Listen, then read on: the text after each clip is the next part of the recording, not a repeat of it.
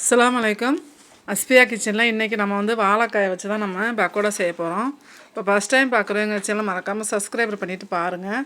இது வந்து ரொம்ப ஈஸியாக நம்ம செய்யக்கூடியதான். இதுக்கு வந்து நான் 2 வாழைக்காய் எடுத்திருக்கேன்.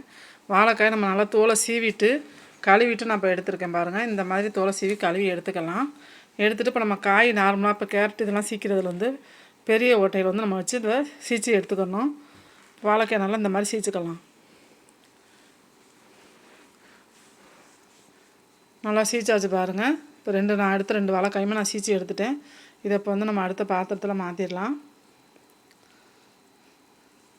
இப்போ இதுக்கு தகுந்த மாதிரி நம்ம உப்பு ஒரு 1/2 ஸ்பூன் சேர்த்துக்கலாம்.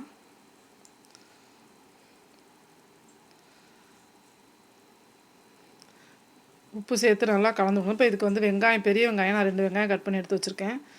பச்சை மிளகா 1, கருவேப்பிலை, நம்ம மல்லி இலை இருந்தால் நீங்கள் சேர்த்துக்கலாம். இப்போ எல்லாத்தையும் நம்ம சேர்த்து ஒன்றா நம்ம மிக்ஸ் பண்ணிக்கிறணும். இப்போ நான் அதில் நம்ம சேர்த்துடலாம். அடுத்து வந்து பார்த்திங்கன்னா அரிசி மாவு நான் எடுத்திருக்கேன். அரிசி மாவு வந்து ஒரு 50 கிராமோட கம்மியான அளவு தான். ஒரு 4-5 ஸ்பூன் வரும் அரிசி மாவு. இப்போ நம்ம அதையும் உள்ளே சேர்த்துடலாம். ஒரு 4 ஸ்பூன் அளவு அரிசி மாவு எடுத்துக்கலாம். நம்ம எடுத்த வாழைக்காயை பொறுத்து தான் நம்ம மாவு சேர்க்கணும். இப்போ நான் ஒரு 4 ஸ்பூன் அரிசி மாவு எடுத்திருக்கேன். அடுத்து கடலை மாவு ஒரு 4 ஸ்பூன் அதே அளவு நம்ம எடுத்துக்கலாம். கடலை மாவு வந்து இப்போ நம்ம எடுத்துக்கலாம்.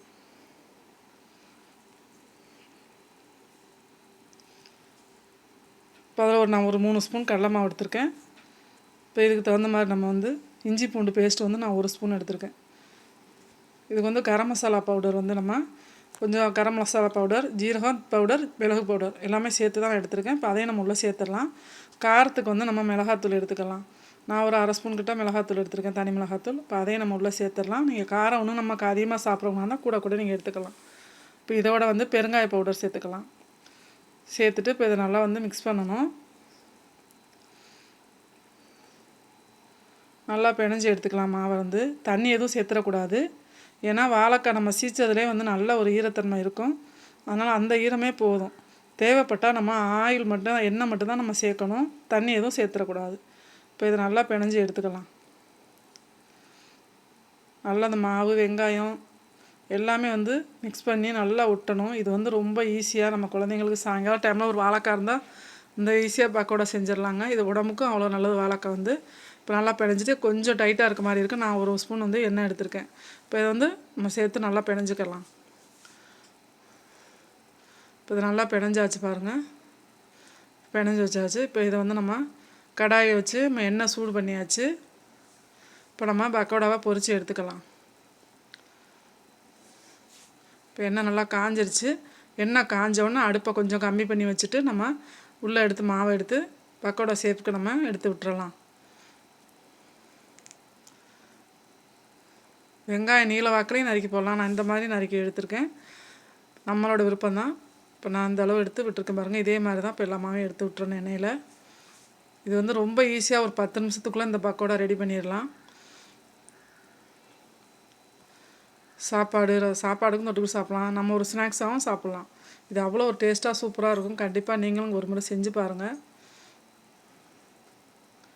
இப்போ எல்லா மாவையுமே இதே மாதிரி எடுத்து விட்டாச்சு.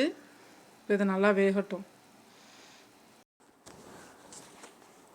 இப்போ வந்து நல்லா எடுத்து எல்லா பக்கோடாவையும் நம்ம திருப்பி விட்டுக்கலாம். நம்ம இது வந்து கொஞ்சம் பொறுமையாக வேகட்டோம்னா நல்லாவே உள்ளேலாம் நல்லா வெந்து வரும். நம்ம வாழைக்காய் சேர்த்துருக்கனால அது உள்ளே நல்லா வேகணும். நம்ம அடுப்பு அதிகமாக கீழே வந்து மேலே கருக ஆரம்பிக்கும், உள்ளே வேகாமல் இருந்துடும். இப்போ நம்ம மிதமான தீயில வச்சு நம்ம வேக விட்டு எடுத்தோம்னா தான் இது வந்து நல்லா ஒரு வெந்து நல்லா ஒரு டேஸ்ட்டாக இருக்கும். இப்போ இது வெந்துருச்சு பாருங்கள். நம்ம எடுத்துடலாம். நல்லா எண்ணெயை வடிச்சிட்டு எடுத்துக்கலாம்.